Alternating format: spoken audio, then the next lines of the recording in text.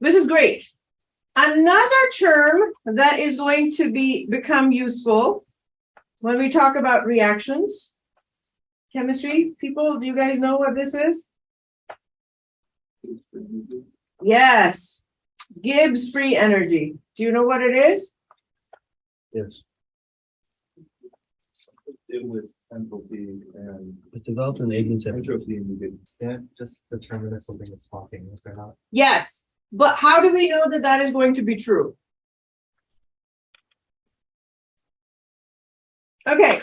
So this was developed in the 1800s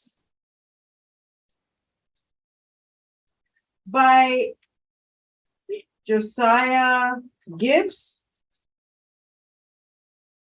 And it is defined as, so G is defined as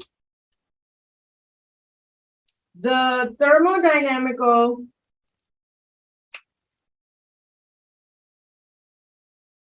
potential that can be used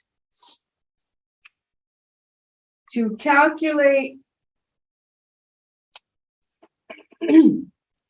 the maximum work that can be performed by a system at constant T and P. So remember, the Helmholtz was constant T and constant V. This is constant T and constant P. It is the work needed to create a system or work that is recovered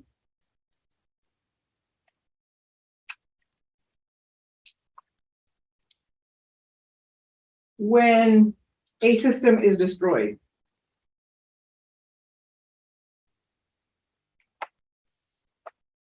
It also tells us if the system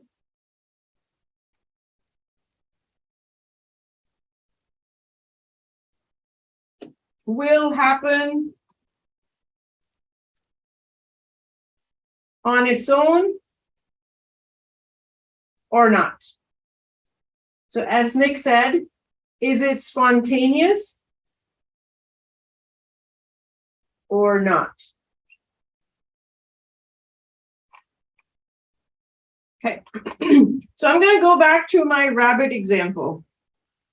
So I can copy this picture, copy, and paste.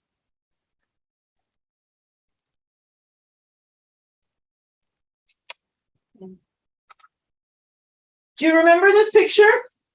Yes. So this was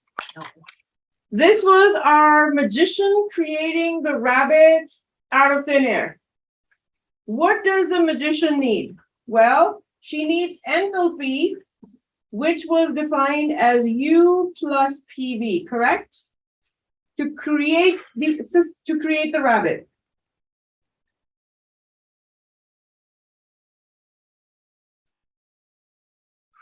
But she can get some help from the atmosphere, which means F, which is U minus TS.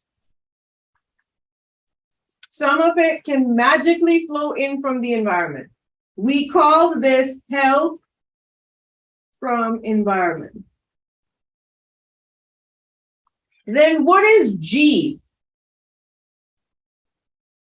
G is actually the fact that the magician doesn't need the entire enthalpy, but in fact she needs H minus TS, or as it's done in your book, U plus PV minus TS, which is less than the total enthalpy that your system is going to need to create the rabbit. Less than H, but still gets the rabbit.